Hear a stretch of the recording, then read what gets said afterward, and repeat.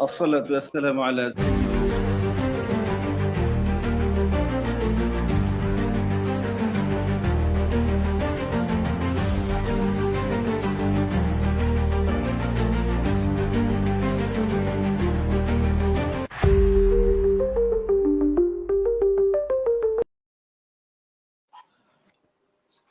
السلام عليكم ورحمة الله وبركاته. إن الحمد لله والصلاة والسلام على سيد المرسلين وآله وصحبه أجمعين. أما بعد فأعوذ بالله من الشيطان الرجيم. بسم الله الرحمن الرحيم. يا أيها الذين آمنوا كتب عليكم الصيام كما كتب على الذين من قبلكم لعلكم تتقون إلى آخر الآية. صدق الله العظيم. প্রিয় দর্শক শ্রোতা, দিনী ভাই এবং বোনেরা, সুদূর ইটালির বাড়ি সেটি থেকে সম্প্রচারিত ইসলামী ক্যাম্পাস টিভিতে সকলকে সান্ধ্যকালীন অভিনন্দন জানাচ্ছি। আমাদের এখানে আসলে তারাবি শুরু হয় নাই, ইফতার পরবর্তী সময়ে আমি সৌদি আরবের মদিনাতুল মুনাওয়ারা থেকে আমিনুল ইসলাম, সুদূর ইটালি থেকে এপি আলাউদ্দিন সঞ্চালিত, তার পরিকল্পনা এবং তার সংযোজনা ইসলামী ক্যাম্পাস টিভি, যেটি একটি শুধুমাত্র দিন প্রচারের ক্ষেত্রে, শুধুমাত্র মানুষের অধিকার সংরক্ষণে যিনি এটা পরিচালনা করে থাকেন। আমরা জানি রাজনৈতিক জীবনে বাংলাদেশের গুরুত্বপূর্ণ কোনো সময়কালে সুখে দুঃখে জনগণের সাথে মিলেমিশে একাকার হয়ে ইসলামিক ক্যাম্পাস টিভি এগিয়ে চলেছে দুর্বার গতিতে, অপ্রতিরোধ্য গতিতে। আমাদের মাঝে নন্দিত আলোচক মুআজ্জাজ মুহতারাম মুফতি ইমাম রেজাউল করিম বুরহানি হাফিজাহুল্লাহকে আমরা দেখতে পাচ্ছি। তিনি আমাদের মাঝে অত্যন্ত গুরুত্বপূর্ণ কিছু নসিহা আমাদেরকে উপহার দিবেন। বাংলাদেশে এখন গভীর রজনী। আসলে মাহে রমাদানে আমরা গভীর রজনী বলতে কিছু আমাদের বুঝে আসে না। মক্কা এবং মদিনাতে আমরা যারা থাকি, অর্থাৎ সারাটা দিন এবং সারাটা রাত, ফুল একটা প্যাকেজ, সারাটা রমজান মাস যেন একটা দিনের মতো অথবা একটা রাতের মতো একটানে চলে যাচ্ছে। মসজিদে নববীতে আমার একটা ডিউটি আছে, সরকারিভাবে একটা ডিউটি পালন করতে হয়, ইফতার বিতরণ, এটাকে আপনার কি বলবো, মনিটরিং করতে হয়।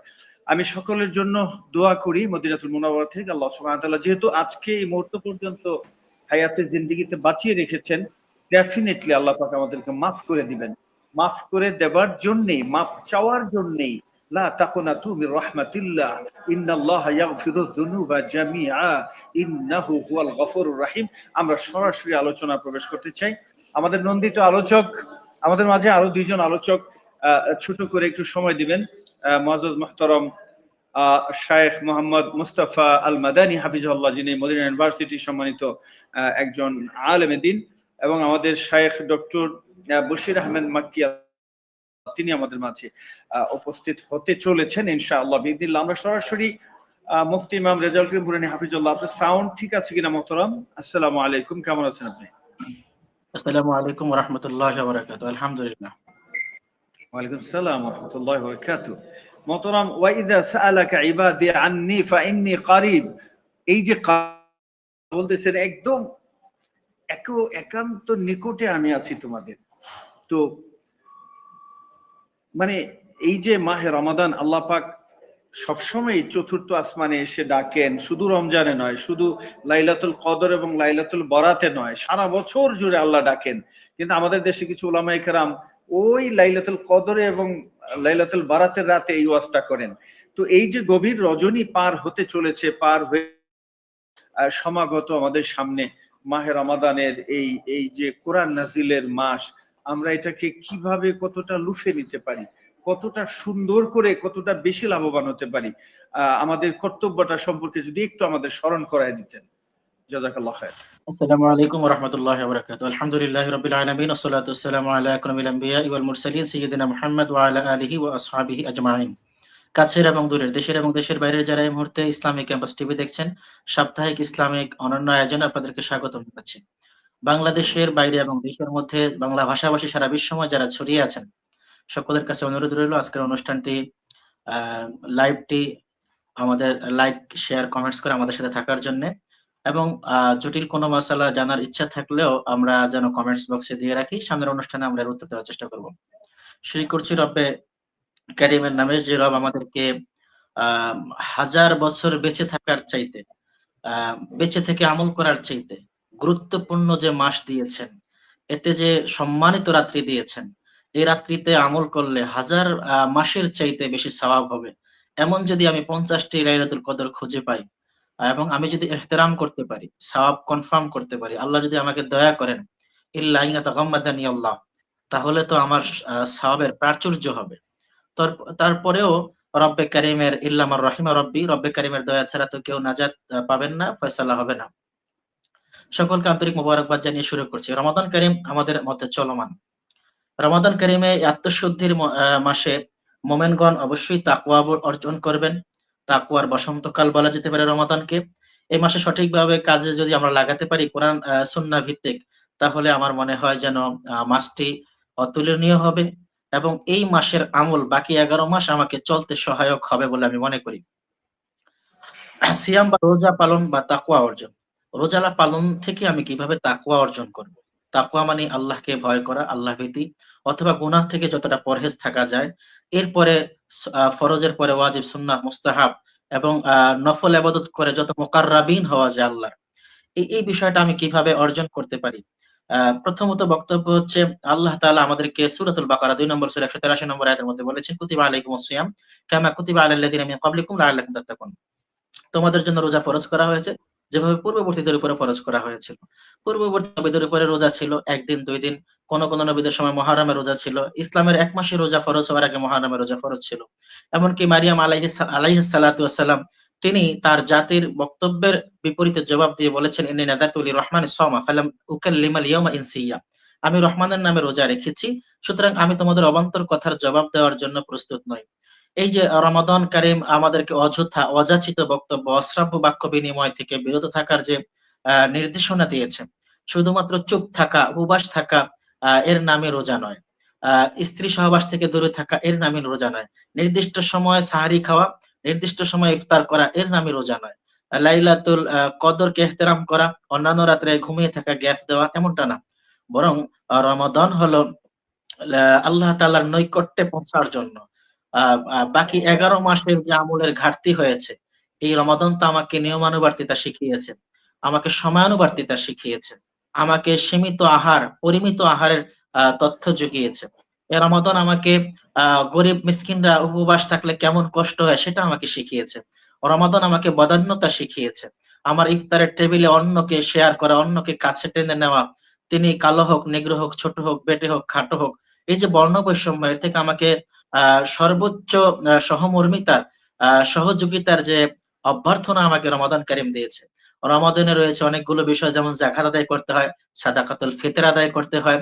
রমাদান আবার আমাকে শিক্ষা দিচ্ছে যে এর মধ্যে ইতিকাফ রয়েছে, এর মধ্যে তাকওয়া অর্জনের বিষয় রয়েছে। আসলে তাকওয়াটা আমরা কিভাবে অর্জন করব? রাসূল সাল্লাল্লাহু আলাইহি সাল্লাম সহিহুল বুখারী 1901 নম্বর হাদিসের মধ্যে বলেছেন, এবং মুসলিম 760 নম্বর হাদিসের মধ্যে এসেছে, যে ব্যক্তি ঈমানের সাথে সওয়াবের আশায় রমাদান কারিমের রোজা পালন করবে, আল্লাহ তাআলা তার পূর্বের সকল গুনাহগুলো মাফ করে দিবেন।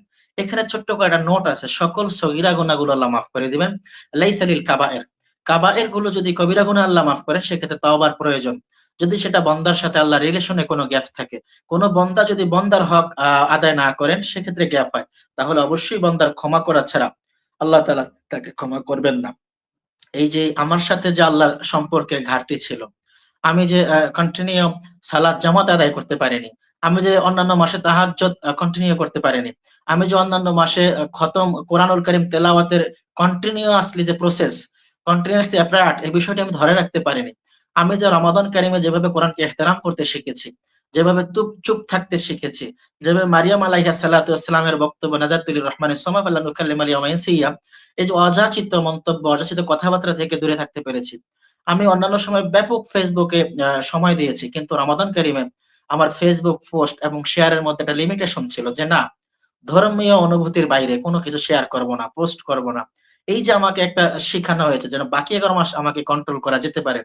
অথবা তাকওয়ার যে বিষয়টি আল্লাহ বলেছেন লাআল্লাকুম তাত্তাকুন, সম্ভবত তোমরা যদি এই নিয়মানুযায়ী চলো এবং সিয়ামের মতো সিয়াম আদায় করো, তাহলে তোমরা পরহেজগার হতে পারবে, মুত্তাকি হতে পারবে। রাসূল সাল্লাল্লাহু আলাইহি ওয়াসাল্লাম বলেছেন, এমন অনেক রোজাদার রয়েছেন যারা রোজাদার উপবাস থাকেন, উপবাসের কষ্ট পান, লাইসা লাহু ইল্লা যাম, তাদেরকে কষ্ট দেয় শুধু উপবাসটা। এবং অনেক রাত্রি জাগিয়ে দাঁড়িয়ে থেকে কিয়াম করেন, লাইসা লাহু ইল্লা সার, তাদের এই দাঁড়িয়ে থাকাটা শুধু কষ্টই হয়, দাঁড়িয়ে থাকা হয়, কিন্তু এর জন্য তিনি কোনো বেনিফিট পান না। সেটা কেন? এটি হচ্ছে তার নিয়তের কারণে, তাকওয়ার কারণে। তাকওয়ার ব্যাখ্যার একটা এক্সাম্পল আমি দিতে চাই। রাসূল সাল্লাল্লাহু আলাইহি ওয়াসাল্লাম বলেছেন, মান সাল্লা ইউরাই ফাকাদ আশরাক, ওয়া মান সামা ইউরাই ফাকাদ আশরাক, ওয়া মান তাসাদ্দাকা ইউরাই ফাকাদ আশরাক। যিনি মানুষকে দেখানোর জন্য সালাত আদায় করেন তিনি শিরক করেন, যিনি মানুষকে দেখানোর জন্য রোজা রাখেন তিনি শিরক করেন, এবং যিনি মানুষকে দেখানোর জন্য, জানানোর জন্য, শোনানোর জন্য, বোঝানোর জন্য, কিংবা মানুষ থেকে পজিটিভ মাইন্ড অথবা মানুষের থেকে ভালো কথা শোনার জন্য as-sam'u, তিনি এমন করেন, তাহলে তিনি এটাও শিরক করলেন। রমাদানের প্রতিটি কাজ লিত্তাকাররুব ইলাল্লাহ, লিল্লাহিয়াতের জন্য আমরা করি।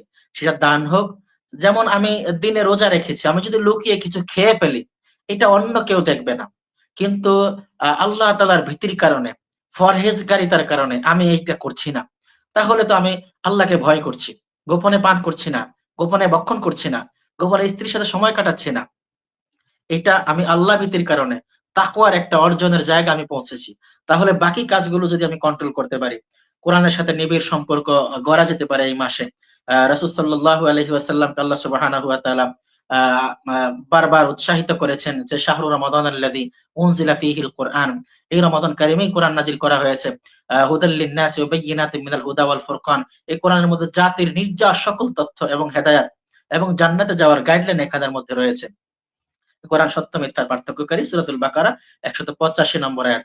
এছাড়া সুন্নাহর দৃষ্টিতে যদি আমরা আমলের দিকে তাকাই, সেটি হলো রাসূলুল্লাহ সাল্লাল্লাহু আলাইহি ওয়াসাল্লাম যে আমলটি করতেন, জিবরাইল আমিন যে আমলটি করতেন, সেটি কি? জিবরাইল আমিন প্রত্যেক রমাদানে রাসূল সাল্লাল্লাহু আলাইহি ওয়াসাল্লামকে কমপক্ষে একবার পুরা কোরআন পড়ে শোনাতেন, তেলাওয়াত শোনাতেন, এবং মুহাম্মদুর রাসূলুল্লাহ সাল্লাল্লাহু আলাইহি ওয়াসাল্লাম জিবরাইল আমিনকে রমাদান কারিমে পুরা কোরআনটা শোনাতেন। এটি সহিহুল বুখারীর 6 নম্বর হাদিস। তাহলে সহিহুল বুখারীর 6 নম্বর হাদিসের মধ্যে রাসূল সাল্লাল্লাহু আলাইহি ওয়াসাল্লাম বলেছেন তার আমলটা এমন, অথবা বর্ণিত হাদিস বেত্তা বলছেন রাসূলের আমলটা ছিল এমন। তাহলে আমিও তো আমার কোন ওস্তাদকে, কারিকে, মুকরিকে কোরআনটা শোনাতে পারি শুদ্ধ করে।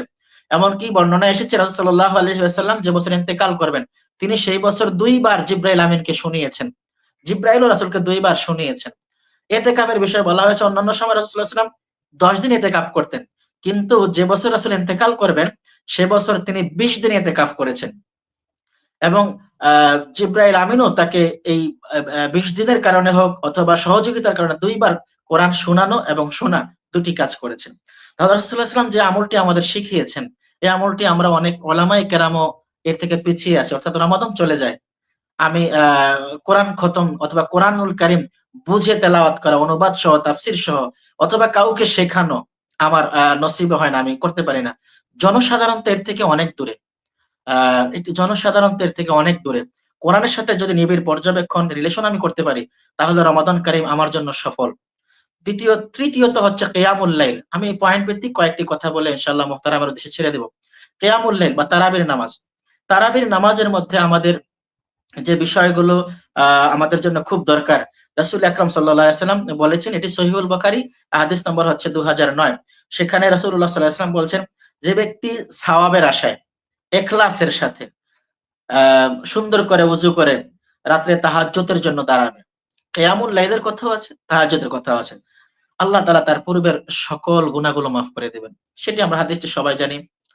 ওমান কামা লাইলাতুল কদর ঈমানান ওয়া ইহতিসাবা, অথবা রমাদানের রাত্রির বিষয়ে বলা হয়েছে ঈমানান ওয়া ইহতিসাবা গফিরা লাহু মা তাকাদ্দামা মিন যামবি, আল্লাহ তার পূর্বের সব গুনাহগুলো মাফ করে দিবেন, সগীরা গুনাহগুলো আল্লাহ মাফ করে দিবেন। এখন আমাদের পরামর্শ হচ্ছে এমন, গ্রামগঞ্জে, শহরের বাইরে গিয়ে, শহরে প্রত্যেক মসজিদে খতম তারাবি হয় না, অর্থাৎ পুরা কোরআন শোনার যে এটা হয় না। আর গ্রাম অঞ্চলে তো সূরা তারাবি যে যত বেশি স্পিডে পড়াতে পারেন সে হুজুর তত ভালো, ইমাম তত ভালো। এই যে ট্র্যাডিশন আমাদের রয়েছে, তাহলে কিয়ামুল লাইল থেকে রাতে দাঁড়িয়ে নামাজ পড়ার যে সিস্টেম, এখানে ব্যত্যয় ঘটেছে, এখানে আমি তাকওয়া অর্জন করতে পারিনি। এখানে আমার মূল লক্ষ্য হচ্ছে যত দ্রুত তারাবি শেষ হয়, যত দ্রুত শর্টকাটে নামাজ পড়া যায়। আমি তো এখানে মুত্তাকির গুণ অর্জন করতে পারিনি। সেক্ষেত্রে আমার পরামর্শ হচ্ছে এমন, জামাতে ইমামের সাথে শেষ পর্যন্ত উত্তম ভাবে তাকে অনুসরণ করে নামাজ পড়া, এবং ইমামের সাথে পরামর্শ করে তাকে বলা যে যেভাবে রাসূল সাল্লাল্লাহু আলাইহি ওয়াসাল্লাম নামাজ পড়তেন এবং আমাদেরকে আদেশ করেছেন সল্লু কামা রাআইতুমুনি উসাল্লি, ঠিক সেভাবে আপনি নামাজ পড়ান। এখানে কোনো বাধ্যবাধকতা নেই অথবা আমাদের পক্ষ থেকে কোনো পরামর্শ নেই। জামাত ইমামের সাথে শেষ পর্যন্ত আমরা এই বিষয়টি অনুসরণ করব। এটি সুনান তিরমিজি 806 নম্বর হাদিস। এবং আমি নিজে একা ভোর রাতে যখন উঠবো তখন তো আমার হাতে সময় থাকে 20 মিনিট, 10 মিনিট, 25 মিনিট। আমি সময়টা অযথা না কাটিয়ে একটু ফেসবুকটা দেখি কি খবর, বাস আধা ঘন্টা সময় চলে গেল। সেখানে যদি আমি এমনটা করি, না, আল্লাহু আকবার, আমি 2 রাকাত, 4 রাকাত, 6 রাকাত, 8 রাকাত যাই হোক, আমি তাহাজ্জুদে শরীক হব। দান এবং সাদাকার উদারতা 4 নম্বর পয়েন্ট।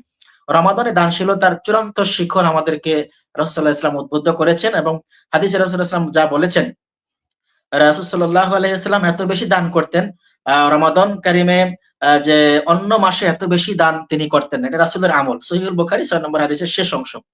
আর জিবরাইল আমিন তখন রাসূল সাল্লাল্লাহু আলাইহি ওয়াসাল্লাম এর সাথে দানশীলতার উদ্বুদ্ধ করতেন। অর্থাৎ তিনিও জিবরাইল আমিন রাসূল সাল্লাল্লাহু আলাইহি ওয়াসাল্লামকে প্রায়োরিটি দিতেন এবং মাঝে মাঝে বলতেন যে আমিও দানশীল হয়ে যেতে চাই আপনার সাথে। তাহলে এই যে কথোপকথন, সহিহুল বুখারী 6 নম্বর হাদিসের শেষ অংশ। তাহলে আমাদের দানশীলতা কোথায়? আমরা রমাদান কারিমেও মসজিদে শুক্রবারে 10 টাকা দিয়েছি, জুমাবারে অন্য মাসে 10 টাকা দিয়েছি। তাহলে আমার তাকওয়া অর্জনের ক্ষেত্রে রাসূলের আমলের সাথে আমার আমল গ্যাপ মিলল না। এজন্য রমাদান কারিমকে প্রায়োরিটি দিব। আমি অন্য মাসে যা দান করেছি মাসে বেশি দান করব, প্রতিদিন দান করব। এটা হচ্ছে রাসূল সাল্লাল্লাহু আলাইহি ওয়াসাল্লামের চরিত্র। ইফতারের বিষয় রাসূলুল্লাহ সাল্লাল্লাহু আলাইহি ওয়াসাল্লাম আমাদেরকে যে উৎসাহ করেছেন যে মান ফাত্তারা সাইমান, যে ব্যক্তি কোন রোজাদারকে ইফতার করালো, সেটা হলো এক ঢোক পানি অথবা মুখ ভর্তি হয় এক ঢোক দুধ অথবা একটা খেজুরের অর্ধেক অংশ। তাহলে আল্লাহ তাআলা তাকে পরিপূর্ণ একটি রোজার সওয়াব দান করবেন। এই যে তাকওয়া অর্জনের ছোট ছোট যে বিষয়গুলো, আমি সবসময় ফ্রি খেতে চাই, আমি সবসময় ফ্রি পেতে চাই। আহ, আপনি মক্কায় তাওয়াফরত অবস্থায় দেখবেন কিছু মানুষ দিচ্ছে, কিছু মানুষ দেওয়ার জন্য উদ্গ্রীব, আর কিছু মানুষ চিন্তা করতেছে যে আমি একটা শপিং ব্যাগ নিয়ে যাই, আমি সব প্যাকেটে ঢুকাবো। এজন্য রাসূল বলেছেন ইয়াদুল উলিয়া খায়রুম মিন ইয়াদিস সুফলা, দেওয়ার অভ্যাস গড়ে তোলা এবং আপন সন্তানদের মাধ্যমে তাদের হাতে দেওয়ানো, যে বাবা এই টাকাটা মসজিদে দাও, এটা ফিতরার জন্য দাও, বাংলাদেশীদের জন্য বছরে 110 টাকা ফিতরা সর্বনিম্ন। তাহলে এটা তুমি দাও। এই যে দান সদাকার উদ্বুদ্ধতা রাসূল সাল্লাল্লাহু আলাইহি ওয়াসাল্লাম আমাদেরকে করতে বলেছেন এবং আদেশ করেছেন, নিজে আমল করেছেন। সুনান তিরমিজি 807 নম্বর হাদিস। সাহারি ও ইফতারের সুন্নাহ, রাসূলুল্লাহ সাল্লাল্লাহু আলাইহি ওয়াসাল্লাম আমাদেরকে উৎসাহিত করেছেন যে তোমরা সাহরি দেরিতে খাও, এর মধ্যে বারাকা রয়েছে। সহিহুল বুখারী 1923 নম্বর হাদিস। এবং ইফতারের বিষয়ে রাসূলুল্লাহ সাল্লাল্লাহু আলাইহি ওয়াসাল্লাম বলেছেন মানুষ ততক্ষণ পর্যন্ত কল্যাণের মধ্যে থাকবে যতক্ষণ পর্যন্ত দ্রুত ইফতার করবে। এখন আমাদের যারা শায়েখগণ রয়েছেন তারা তো 25 পদের ইফতার নিয়ে বসেন, এমনকি অনেক সময় দেখেছি বড় খাসি এবং দুম বা আনাম এটা নিয়ে বসেন। খেজুর থাকে 10-12 পদের, আমরা গরিব মিসকিন, আমাদের একটা খেজুর হলেই হয়, এক ঢোক পানি হলেই হয়। বাংলাদেশে অভিজাত হোটেলে বড় বড় ইফতার পার্টি করা হয়, সেখানে আধা ঘন্টা ব্যাপী শুধু ইফতার, মিনার রিজলি হাত্তা ইলা রাসিহা, পায়ের তালু থেকে একেবারে মাথা পর্যন্ত ডিপিয়ে ডিপিয়ে পরিপূর্ণ করা হয়। এরপরে নাকি ইফতারটা সম্পন্ন হয় এবং ইফতার খাওয়ার পরে ইফতারটা যায় আছে। অথচ রাসূলুল্লাহ সাল্লাল্লাহু আলাইহি ওয়াসাল্লাম বলেছেন না, এমন ইফতার করা যাবে না। এটি সহিহুল বুখারী 1957 নম্বর হাদিস। খাদ্যাভ্যাসের বিষয়ে রাসূলুল্লাহ সাল্লাল্লাহু আলাইহি ওয়াসাল্লাম যা করতেন, খেজুর বা পানি দিয়ে ইফতার করা সুন্নাহ। আমরা যদি সুন্নাহটা ফলো করি রমাদান কারিমে আমাদের স্বাস্থ্যগত ঝুঁকি কম থাকে এবং আমরা এই ঝুঁকি থেকে বেঁচে থাকতে পারবো ইনশাআল্লাহ।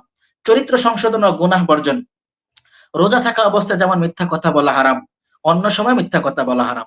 পাপ ছেড়ে দেওয়া, রাসূল সাল্লাল্লাহু আলাইহি ওয়াসাল্লাম বলেছেন যে ব্যক্তি মিথ্যা কথা বলল এবং সে অনুযায়ী সে আমল করা বর্জন করলো না এবং পানাহার, তার এই যে পানাহার ত্যাগ করা, তার এই যে দীর্ঘ সময় উপবাস থাকা, এটা কোনো কাজে আসলো না। রাসূল সাল্লাল্লাহু আলাইহি ওয়াসাল্লাম বলেছেন এই ত্যাগ তার জন্য কোনো কাজ দিল না।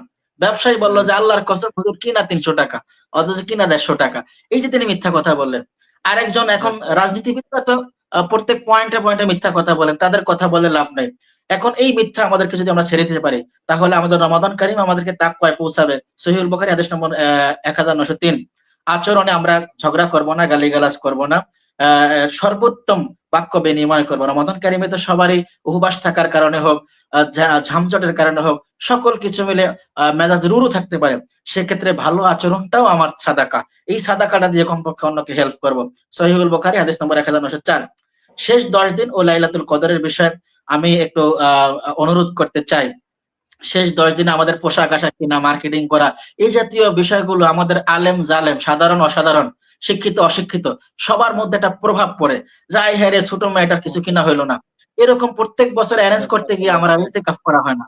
দ্বিতীয়ত হলো একটা মানুষ শেষ দশকের মধ্যে আমলের মনোযোগী থাকে না, অথচ সে সময় রাসূলুল্লাহ সাল্লাল্লাহু আলাইহি ওয়াসাল্লাম বলেছেন লাইলাতুল কদর খুঁজো তাহাররু ফিল উইত্রিল আশরিল আওয়াখির মির রমাদান। সে সময় আমার এইটার খেয়াল থাকে না, আমি শুধু ওয়াজে বলি অথবা আমলের মধ্যে এই বিষয়গুলো আসে না। সহিহুল বুখারী হাদিস নম্বর 2017। কোরআনুল কারীম আল্লাহ সুবহানাহু ওয়া তাআলা সূরাতুল কদরের 3 নম্বর আয়াতে কথাগুলো বলেছেন। সর্বশেষ আমি অনুরোধ করতে চাই তাওবা ও দোয়া। আমাদের তাওবা খুব প্রয়োজন। আল্লাহ আমাদেরকে ডেকেছেন নেদাআতুর রহমান লি আহলিল ঈমান। আল্লাহ তাআলা কোরআনে যত জায়গায় ইয়া আইয়ুহাল্লাযিনা আমানু বলেছেন, সর্বশেষ ইয়া আইয়ুহাল্লাযিনা আমানু সূরাতুত তাহরিম অর্থাৎ 27তম পারার শেষ পৃষ্ঠা ইয়া আইয়ুহাল্লাযিনা আমানু তুবু ইলাল্লাহি তাওবাতান নাসুহা। আল্লাহ আমাদের আহ্বান করছেন, গুনাহগারদের না মুমিনদেরকে বলছেন, ঈমানদারদেরকে বলছেন চূড়ান্ত তাওবা কর। আসুন রমাদান কারীমকে আমরা পুঁজি করে, রমাদান কারীমকে আমরা অ্যাসেট মনে করে তাওবা করি। রব্বে কারীম আমাদের তাওবাগুলো কবুল করবেন, আমাদের গুনাহ খাতা ক্ষমা করবেন, নাজাতের ফয়সালা করবেন, আমাদেরকে আল্লাহ তাআলা লাইলাতুল কদরের ফজিলত আমাদের আমলনামায় দান করবেন। সুনান তিরমিজি হাদিস নম্বর 3598। শেষের দিকে রাসূল সাল্লাল্লাহু আলাইহি ওয়াসাল্লাম আম্মা জান আয়েশাকে দোয়া শিখিয়ে দিয়েছেন, আল্লাহুম্মা ইন্নাকা আফুউন কারীম তুহিব্বুল আফওয়া ফা'ফু আন্না ইয়া কারীম। এটি সুনান তিরমিজি 3517 নম্বর হাদিস। মাহে রমাদানকে রব্বে কারীম আমাদেরকে কোলে কোলে লালন করার, ক্ষমা চেয়ে নেওয়ার তৌফিক দান করেন। হাযা মা ইনদি ওয়াল ইলমু ইনদাল্লাহ আলাইহি তাওয়াক্কালতু ওয়া ইলাইহি উনীব। আসসালামু আলাইকুম ওয়া রাহমাতুল্লাহি ওয়া বারাকাতুহু। ওয়ালাইকুম সালাম ওয়া রাহমাতুল্লাহি ওয়া বারাকাতুহু। হাইয়াকুমুল্লাহ ওয়াল্লাহি ওয়া আলাইহি ইয়া শেখ আল আজিজ আল করিম। অনেক ধন্যবাদ চমৎকার করে অনেকগুলো কথা আমাদেরকে উপহার দেওয়ার জন্য। প্রিয় দর্শক শ্রোতা, এই কথাগুলো আমাদের শোনা খুব দরকার, জানা খুব দরকার। মানে যারা আলোচনা করছেন তাদের বাড়িতে যে আলোচনাগুলো শুনে আসার প্রয়োজন ছিল। এককালে সাহাবায়ে কেরাম এবং যারা দায়ী ছিলেন, যারা আবেদ ছিলেন, তারা এই কাজটা করতেন। আমরা আপনাদের এই অনলাইনের সুবাদে ঘরে পৌঁছে গেছি, প্রত্যেকের ঘরের ভিতরে আমরা ঢুকে আছি।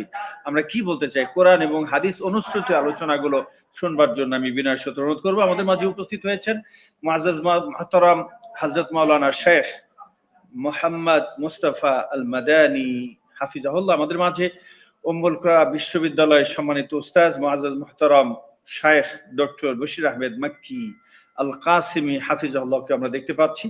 আমি আলোচনার এই পর্যায়ে মুহতারাম